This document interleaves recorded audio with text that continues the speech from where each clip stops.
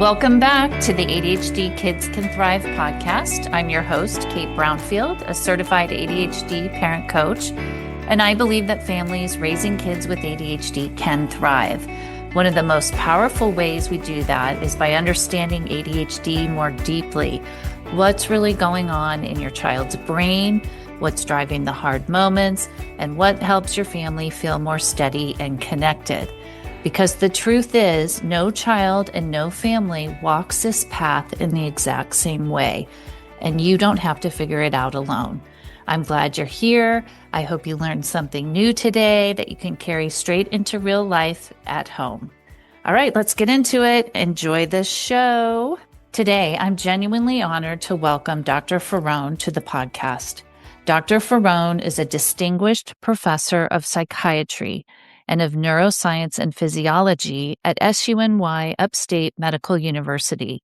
And he's the founder of the ADHD Evidence Project, which was created to make ADHD research easier to access, easier to understand, and easier to apply in real life.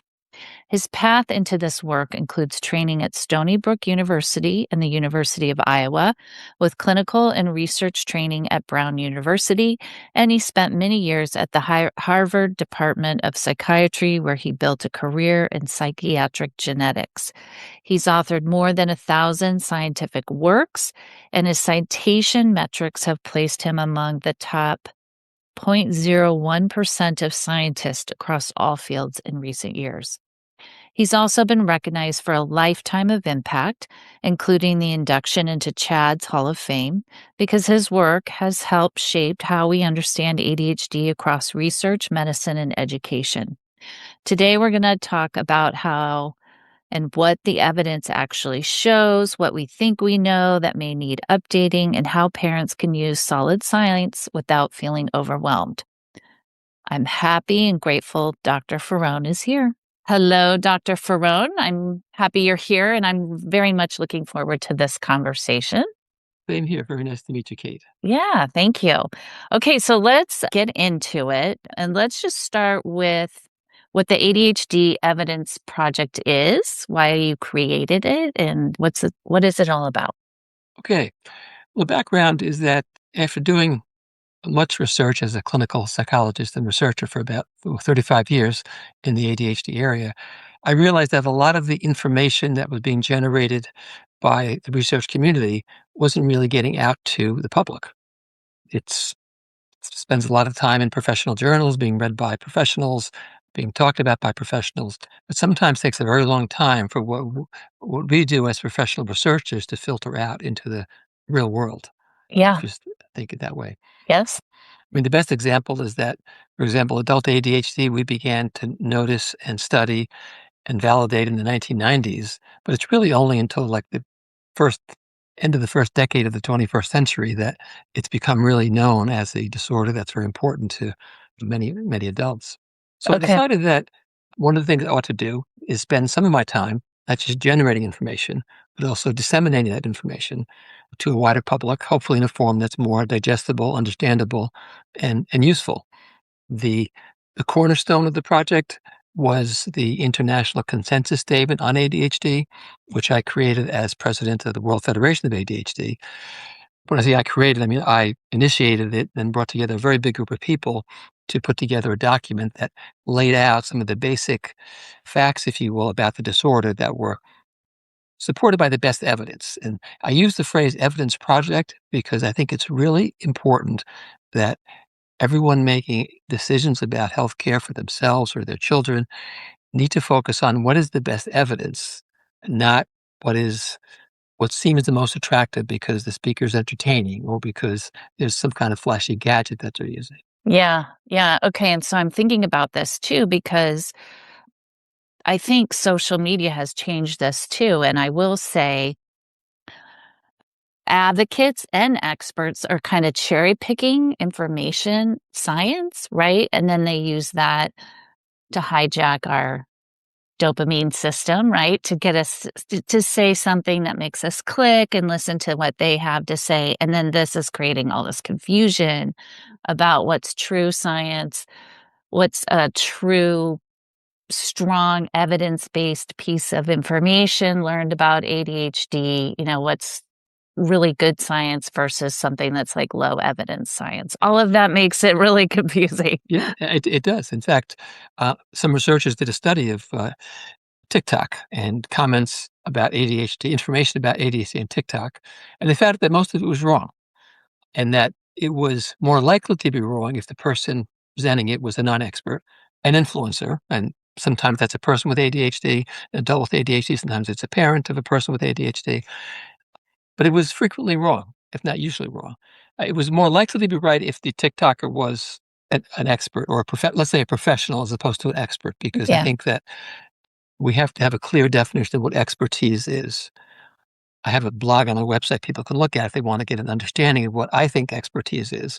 But in the world of science and medicine, expert means something very special. It doesn't mean that you've experienced ADHD and therefore you're an expert because you have the disorder, and Yeah. therefore what your experience is going to help people understand what their experience should be like. Yeah. A person's experience could be interesting and it might be useful, but it's not the kind of expertise that should guide choices of just guide healthcare decisions. Yeah.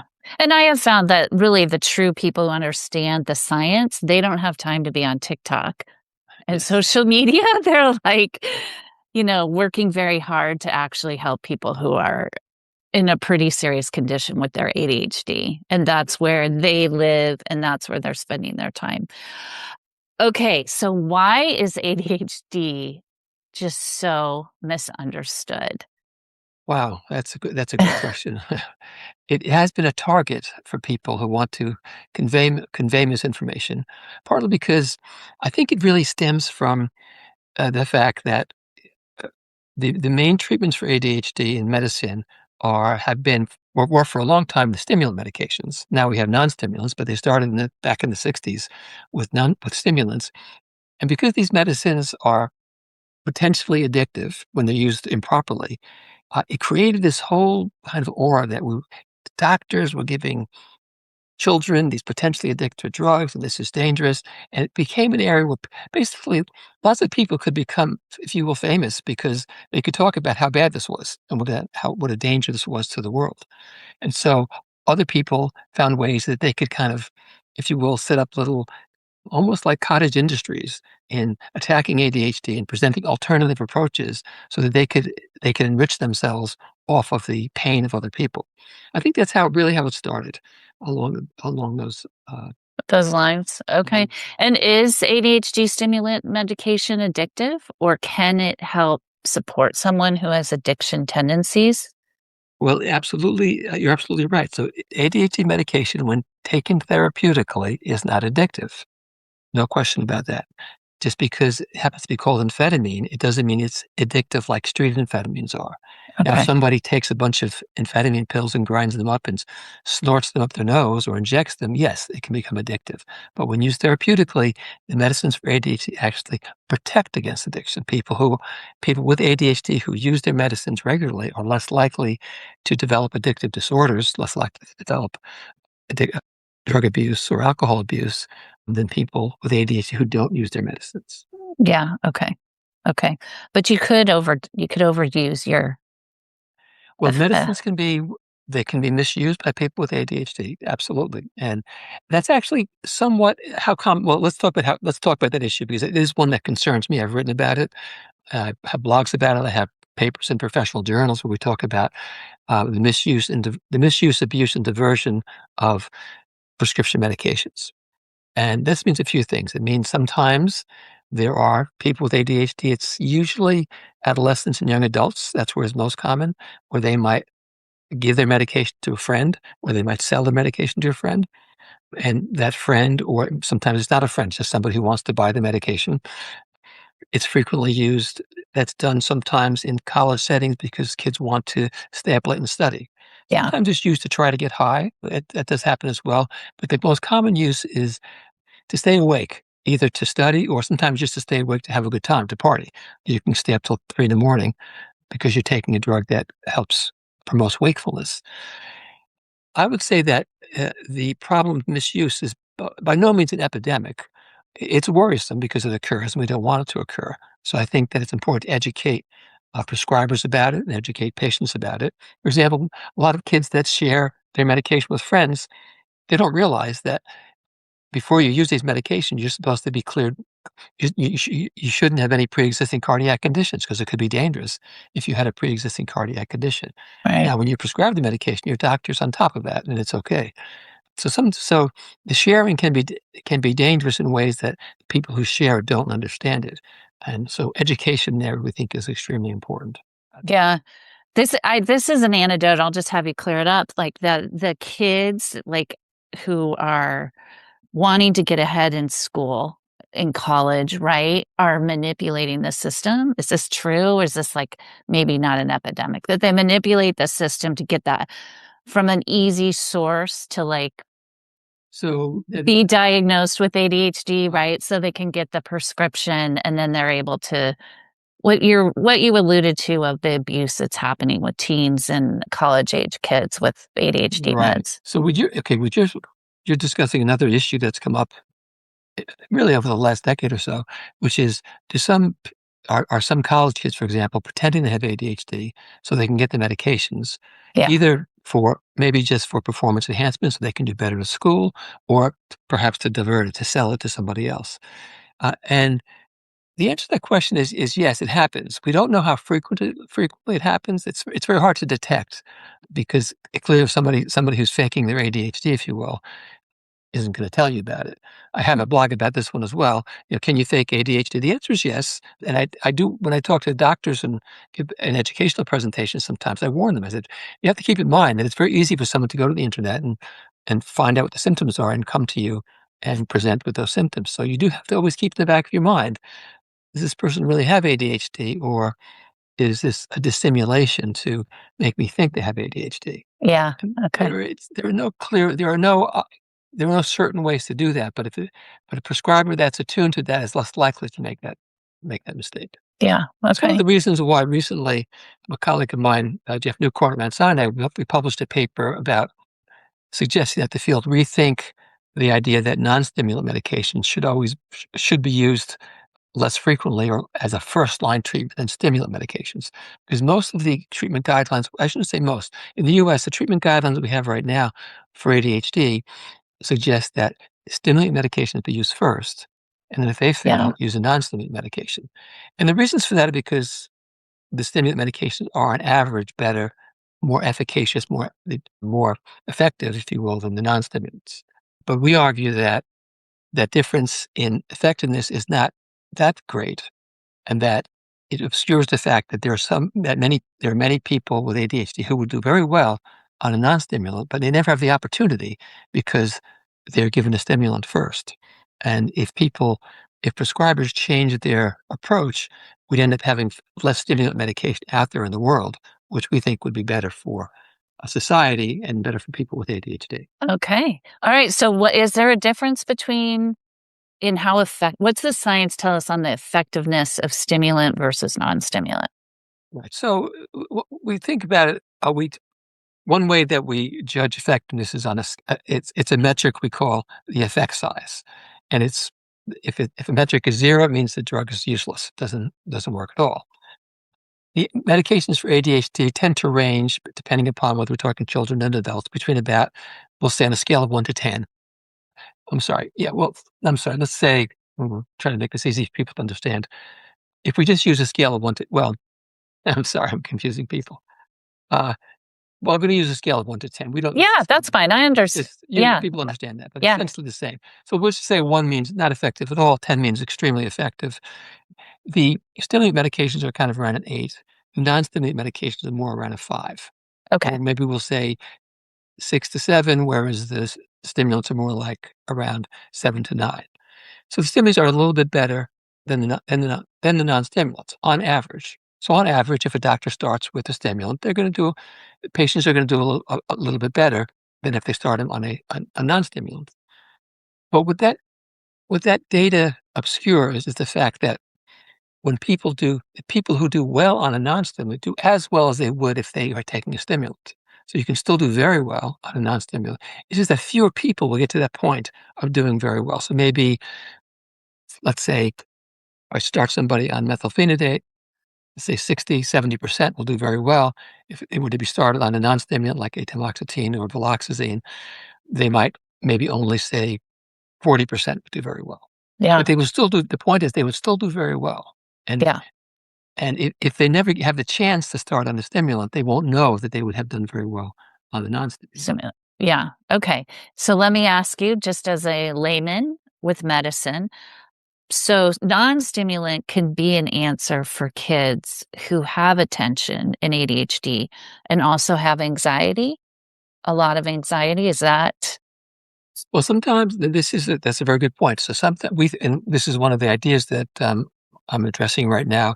I got me and Dr. Newcorn have a big clinical trial where we're just starting up this year, comparing stimulus and non-stimulants. And one of our hypotheses is that uh, children who have other problems like anxiety or depression may do better on a non-stimulant because of these other disorders. They may also help. The non-stimulants may help those other disorders more than the stimulant would. yeah, okay, that's what I was curious. Because I know with stimulant, if the child has a lot of anxiety, it can make the anxiety make you more anxious? It can, and it's actually a complex question because some of the effects of a stimulant can be anxiety inducing, but on the other hand, if the medication works really well and the person feels more control of themselves, they become less anxious because their life is better, things are improving, and they're less anxious. So it's it's not always the case, but it can happen. It's a complex picture there. Yeah, okay. And then what about the non-stimulant for impulsive behavior? So sometimes non-stimulants can be useful for impulsivity, and sometimes prescribers will prioritize them for that reason. Yes. Yeah, okay. Or sometimes prescribers combo it, stimulant with non-stimulant. And yes, if so, a prescriber who's an expert, and this is typically the expert who's trying who decides that they've got one medicine, it seems to be working okay, but it's not 100%, then they will do what we call combined pharmacotherapy. They'll add something on top of that, but that should be done by um, Yeah, who's absolutely. really expert in the Yeah. Who's skilled in medication exactly. only, right? Exactly. Yeah, very We're skilled. talking about a child psychiatrist or an expert pediatrician who specializes in ADHD. Yeah. Okay. Good. All right. Okay. So, what percentage of kids nowadays, like, what's the science say on kids who just have ADHD alone, and then versus like ADHD is part of a more complex neurodiverse profile for a child? Well, the main finding, which we've known, excuse me, we've known for decades now, is that the more, first of all, we call psychiatric comorbidity, meaning co-occurring psychiatric disorders, are fairly common. So the average person with ADHD is going to have, maybe say about 30% of the people with ADHD will have another disorder. It's up to, if we include something like oppositional defiant disorder in kids, it's up to high as 60 or 70%. What we do know is that when, well, this is kind of follows just everyday logic, but it happens to be true. The more disorders one has, the the worse their potential outcomes are if they're not treated. It just makes more sense, right? You have a more severe problem. If you have ADHD and you're depressed and you're anxious and you also have an addictive disorder, well, you're going to have trouble in life, especially if you don't get any treatment. Yeah. I think that's the number one finding is that multiple disorders increase the risk for adverse outcomes pretty dramatically. Yeah. Okay. So, just to go over those stats again. So, 30, so did you say 70% of people with ADHD have also are oppositional or defiant? No, no. Okay. No, what I'm Okay. saying is that if we consider all the potential disorders, other disorders a child might have, so autism spectrum disorder, an anxiety disorder, a mood disorder, Yeah. or an oppositional defiant or conduct disorder. These are behavioral. Those latter two are they're disorders of behavior. Kids who are misbehaving a lot. Let's say Yeah. if you consider all of those, then we're talking about the likelihood that a child will have it sometime in their life is as high as 60 to 70% in some studies. It doesn't mean at any given time they're going to have this problem. They may have had, for example, anxiety in the past, and it's resolved. Yeah. The main point is that if a child has ADHD, the caregiver and also the clinician, they need to be alert to the possibility that another disorder might be emerging. That sometimes, not always, sometimes ADHD is it's a predictor of something to come. And if you're aware of that, it's nothing to, I wouldn't say parents should worry about it, but they just should be aware of it. If they see their child's starting to seem a little bit, there's a sadness about them that's just really unusual indeed, they really should bring that to the attention of their doctor because maybe that's a depression. Yeah. Yeah. Okay. And so what is the percentage of overlap on all these comorbidities?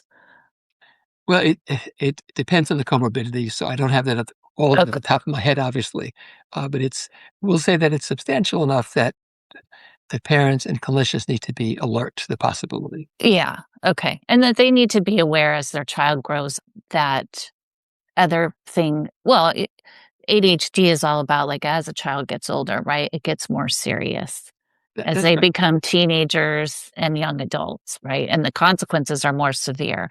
But and how does a parent like what's the science say like navigating that?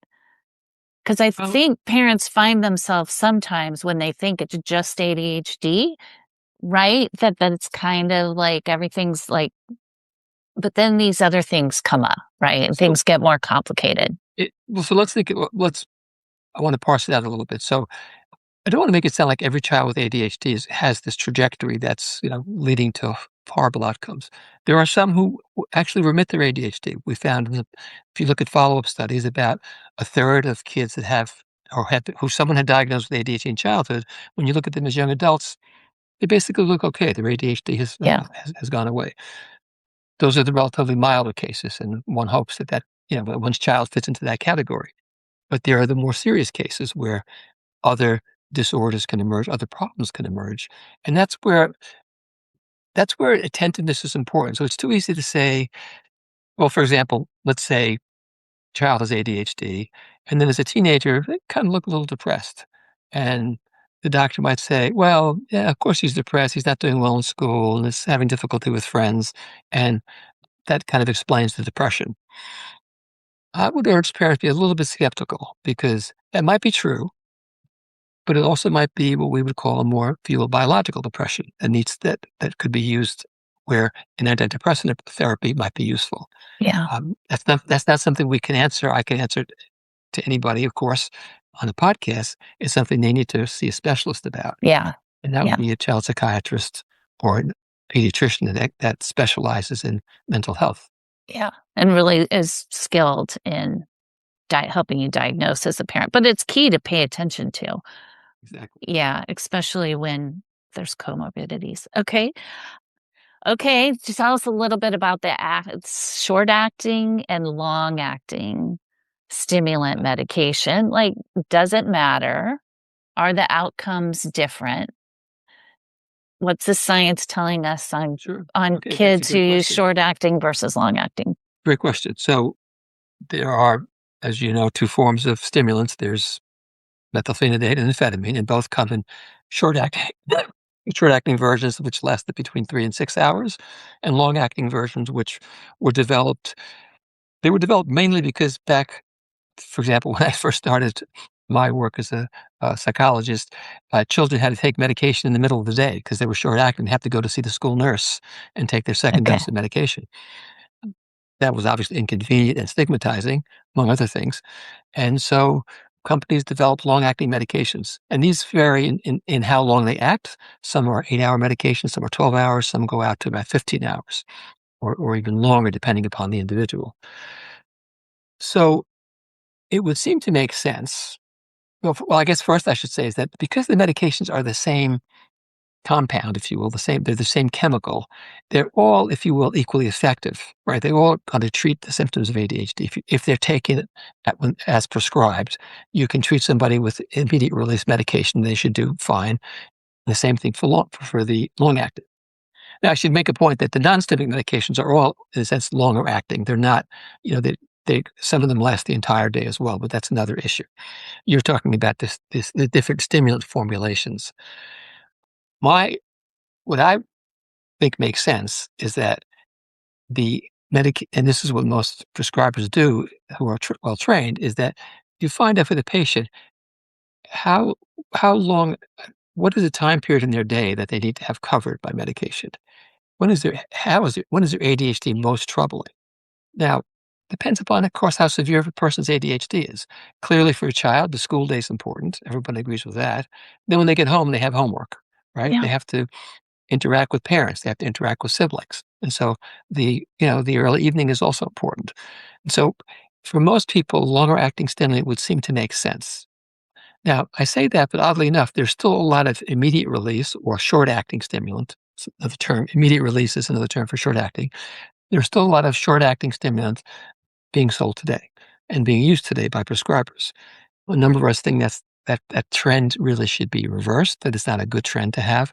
It's partly because the shorter acting stimulants they're a little bit easier to misuse and abuse. You can, for example, you could take up a little short acting tablet and grind it up and snort it, whereas you couldn't do that for, say, a tablet of Concerta, also known as oral methylphenidate. It's much harder to extract the actual chemical in it because of the way it's formulated. From the point of view of what makes sense for a person, it's covering the times that make the most sense for them. And I always say if the ADHD is active in a person's life, then they should find a treatment or if we're talking medication now, that covers that part of their life. Yeah. Okay. And I wonder, are people doing short acting though because the side effects of the stimulant? There's some pretty serious side effects to stimulant medication. It affects appetite. It can affect making Yeah, I mean, winding down. I wouldn't say serious because if you look at side effects of medicines in general that we might take, there are some really serious side effects of medicines that there are some awful side effects of non-psychiatric medications, for example.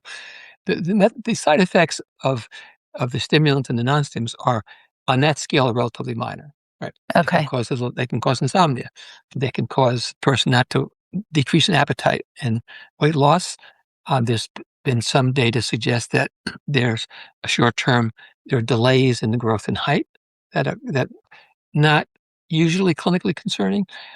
These adverse effects, these side effects, can be reversed by stopping the medication, changing the dose, switching to another medication. So they're not considered to be, if you will, impediments to care. In the hands of a good prescriber, they know how to dose the medication appropriately or to switch the medication when side effects emerge. And for most people with ADHD, prescriber can find a medication that's going to have good effectiveness with minimal side effects. Yeah. Okay. Okay. So I have one more. So are there any other treatments for a person with ADHD that goes beyond stimulant medication and non-stimulant? Okay. What are the Absolutely. treatments Yeah. for parents to Well, consider? I'm a clinical psychologist, so although I don't see patients now, when I have in the past, I would use what we call behavior therapy to help parents work with their children to improve their behavior. And I always tell the parents, I'm not saying you're a bad parent. I'm just saying your child is more difficult to parent than the average child, and so you need some skills that are sort of supercharged to help you with your child with ADHD. Is this Or behavioral for the parent or for the child? To the Well, child. it teaches the parent how to. In other words, it's not a treatment that the psychologist would give to the child directly. They're teaching the parent how to use the principles of behavior therapy to parent their child better. Okay. Got it. Yeah. So it's essentially teaching the parent, Yeah. Got it. and then the parent teaches the child. Okay. It is a method that is, if you look at the clinical trial statistics, when you compare its ability to reduce the symptoms of ADHD versus, say, medication, it's actually not as effective. And it's questionably effective. That in well-run clinical trials, we don't see a substantial change in symptoms of ADHD. It's very good for many other reasons, though, because there are many types of behaviors that are difficult for a child with ADHD. My view of it is that obviously the best treatment is you can only figure out the best treatment in consultation with your healthcare provider. But in that consultation, many times the best treatment turns out to be start with the medication and then having a well-trained person help you implement a behavior therapy program can be very useful. Now, some parents, sometimes it's not needed. Sometimes the child takes the medication and everything's fine. Yeah. The parent goes back to the doctor, to the nurse practitioner, and says, this medication is really, sometimes, people do use the word miracle occasionally with these medications that there's been a very good total change, and it's been a good change, and there's no problems anymore. Sometimes there are what we would call residual problems, leftovers, that, yeah, the medication's doing well, but this is still a problem, that is still a problem. And that's where a good, well-trained behavior therapist can be very useful to targeting those specific problems. And they might not be specific ADHD symptoms like fidgeting in their seat.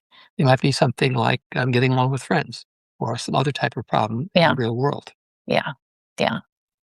Okay. And what about any of this other stuff like neurofeedback, Not useful. CBT, none of No, okay, that? Like, CBT is your CBT, cognitive behavior therapy, is another form of behavior therapy that's mostly used for adults and some adolescents. yeah. Okay. Because they have When to, they're ready. when they're ready for it, they have Yeah. to, because it involves how you think about yourself. And for young children, it's just not appropriate. It's not effective. But for adolescents and adults, it's totally appropriate. Again, it's been shown to be effective for ADHD and not just ADHD, for a wide range of problems. Because remember, people with ADHD, they have ADHD, but they also have other, you know, other issues they need to deal with. Yeah. Especially the longer that a person has had their ADHD, if they've been living with the disorder for many years. And remember, even if a child's 8 and they've been living it for, and they finally get treated at 8, but it started at age 4, half their life has been, if you will, impaired with ADHD. They may need to learn some life skills they weren't able to learn before they finally got treatment. And because, as we say, pills don't provide skills, parents need a way to provide their kids with skills. Adults need a way to learn some of the life skills they may not have learned because ADHD interfered with that learning in the past. Yeah. Yeah. Okay. So as we wrap up, is there anything? I'm going to put the ADHD Evidence Project link in the show notes, which Great. is a great resource for parents if they really want to understand. Check in on what is the science saying, what's true and maybe not so true, right? They're going to be able to find this through that resource. Oh, yes. Yeah. Yes. Okay. Is there anything as we wrap up that you want to kind of leave parents with about understanding the science of ADHD? I think what I'd like to leave them with is to always keep in mind that ADHD does not define the entirety of a person. It's a part of a person's existence, just like, if you have another kind of medical disorder, if you have diabetes, it's a part of your person that you have to deal with, but it's Yeah. not the entirety of your person. Like people with ADHD have many other things about them. ADHD is typically a weakness. It typically causes problems. We call it a disorder because it creates problems. But on the other hand, people with ADHD also have strengths, and it's very important that once if you will, the treatment, the first part of treatment, if you will, is kind of getting control of ADHD, the disorder, and putting the child back on track. But it's also important for parents to try to find out what are the child's strengths? What are they particularly good at? And that's going to be a source of self-esteem. It's going to be a source of growth, Yeah.